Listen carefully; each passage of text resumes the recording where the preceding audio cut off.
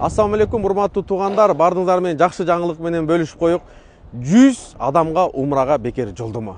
Эмне үчүн десеңиздер, туугандар, Кыргызстандын тарыхында биринчи жолу Мекке шаарында Алланын үйүндө Садыр Нуркожоевичтин колдоосу менен бекер кыргыздарга жатакана салынып бүттү. Ишке кирип баштайт, Кудай буйруса.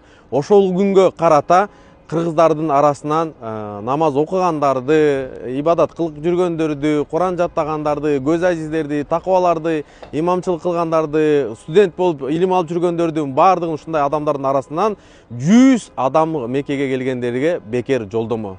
Бул Кудай буйруса Алланын каалоосу менен 1,5 жылдын ичинде Садыр Нуркожоевичтин колдоосу менен вакыф салынып бүттү. Кудай буйруса бул жака кимдер жашайт? Бул жака кимдер ушу Меккеге окууга келсе, бир тыйын төлөбөй ошолор бекер жашайт. Андан кийин биздин башка жакта, башка мамлекетте студенттерибиз бар. Алар умра кыла турган келсе, алар бекер жашайт. Андан тышкары мүмкүнчүлүгү чектелгендер бар. Умрага келе албай, компания менен акча төлөп келе албай жүргөндөр бар. Ошолор билеттерин алса эле ушул жакта жатаканага бекер жашайт.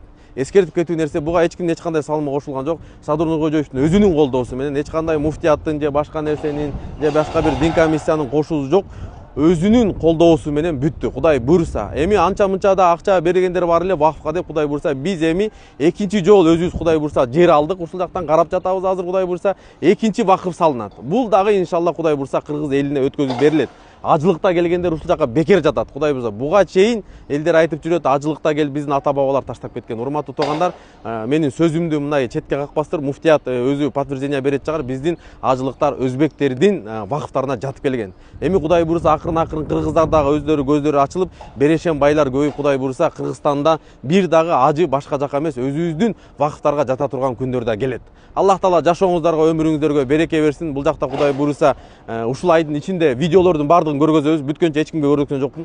Күн түн 1,5 жыл сакалдарым да агарып кетти. Колдон келишинче аракет кылдык. Кудай буйруса мынакей бардыгын бүтүрүп муфтиятка өткөзүп беребиз. Ошол жактагылар, ажылыктар бардыгы бияка жатышат. Колл центр ошол жакта коюлат. Процесстердин баары ошол жакта жүрөт. Иншалла биз дагы сиздерге маалыматтарды толук бөлүшүп турабыз. Аллах таала президенттин жашоосунун өмүрүнө береке берсин. Ушул кыргыз эли үчүн кылган вакыфын Аллах таала кабыл кылсын. Ассаламу алейкум рахматуллахи ва баракатух.